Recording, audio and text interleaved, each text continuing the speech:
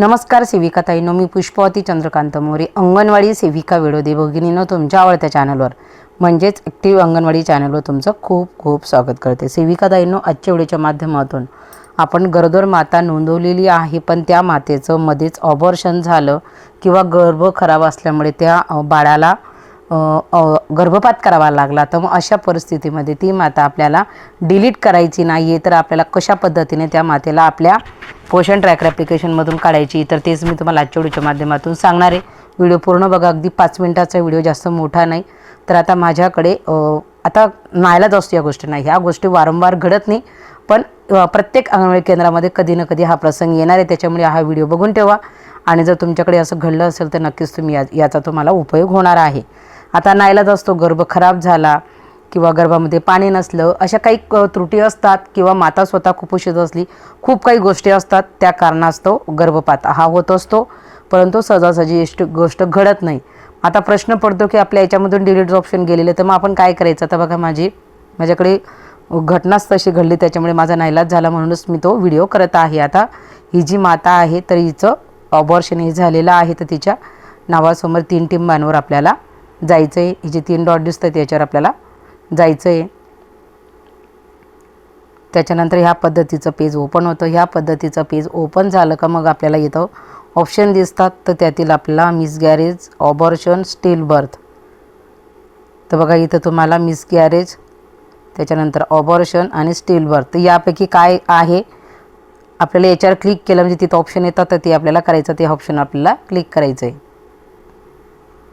अशा पद्धतीचं page open होतं। आता ही माझ्याकडची माता 20 आठवड्याच्या आत 20 आठवड्यापर्यंतची होती, त्याच्यामुळे मी ह्या ऑप्शनला क्लिक करणार। आता तुमचं 1-2 महिन्यातच तुम्हाला कळलं की ते मातेचं नाव नोंदवलं लगेच असं झालं, तर तुम्ही पहिलं ऑप्शन वापरू शकता, किंवा death or loss of baby before or during delivery, डिलिव्हरीनंतर जर बाळ मेलं असेल तर हे ऑप्शन वापरायचं।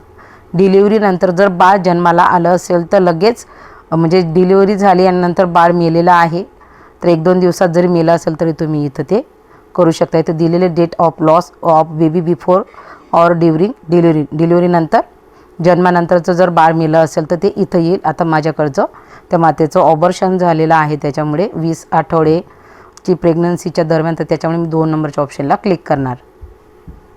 तर बघा, मी 2 नंबरच्या ऑप्शनला क्लिक केलेला आहे। त्याच्यानंतर मग आपल्याला इथं आता दिनांक टाकून घ्यायची, कुठल्या तारखेला झालं ते देखील आपल्याला टाकून घ्यायचं। आता ही माता बाहेरगावी होती, मला जसं माहिती पडलं तसं मी लगेच ह्या मातेचं माहिती भरलेली आहे। तर ती ह्याच्यासाठी आपल्याला दिनांक सिलेक्ट करावे, कुठल्या तारखेला झालं, तर आपण दिनांक सिलेक्ट केल्यानंतर आपल्यासमोर ह्या पद्धतीचा ॲरो येतो।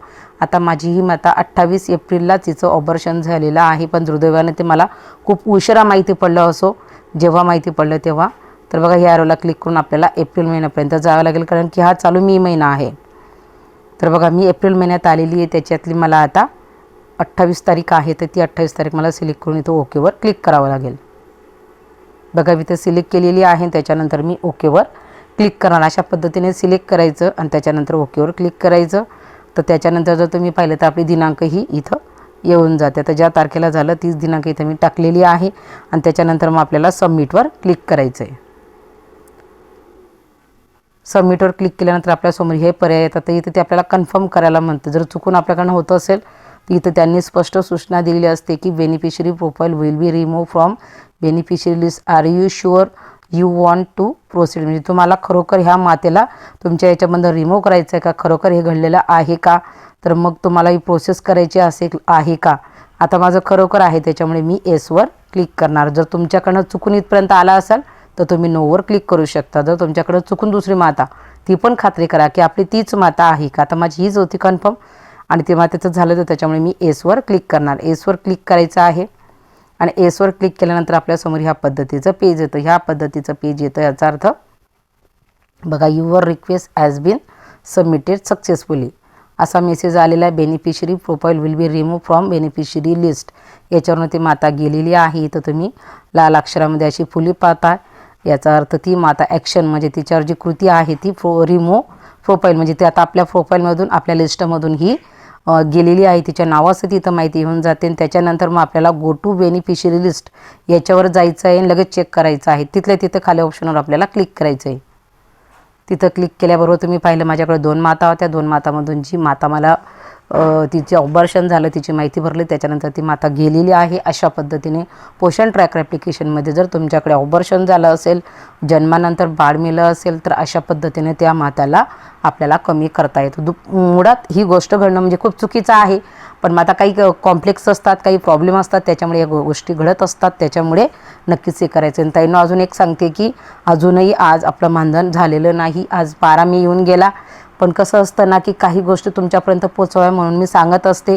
मानधन जर माझ्या हातात राहिलं असतं तर मी 1 मेलाच करून टाकलं असतं ताईंनो. त्याच्यामुळे तुमच्या सकट मी देखील मानधनाची वाट पाहते. म्हणजे आपण एकाच नावेवरचे सवारी आहोत. त्याच्यामुळे ताईंनो फक्त मी तुम्हाला आपण कशा पद्धतीने चांगलं काम करू शकतो एवढंच सांगू शकते. मानधनासाठी आपला लढा कशा पद्धतीने करायची या संदर्भात पण मार्गदर्शन करू शकते, पण मानधन मात्र प्रत्यक्षात करू शकत नाही. एवढं मला तुमची बहीण म्हणून समजून घ्या. आजच्या व्हिडिओपुरतं एवढंच. धन्यवाद.